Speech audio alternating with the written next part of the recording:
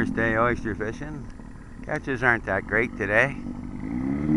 And boys are doing a lot of moving around.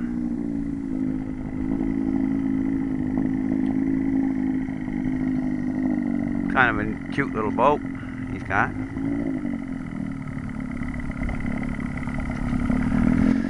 Got a few oysters in the tray, but no big amount. Nice choice oysters. That's how we fish oysters. Beautiful day out. Not too many boats. There's about 12 boats here. Tide's dropping.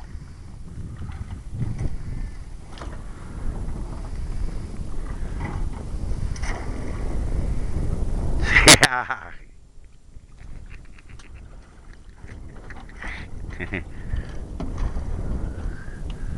Filler.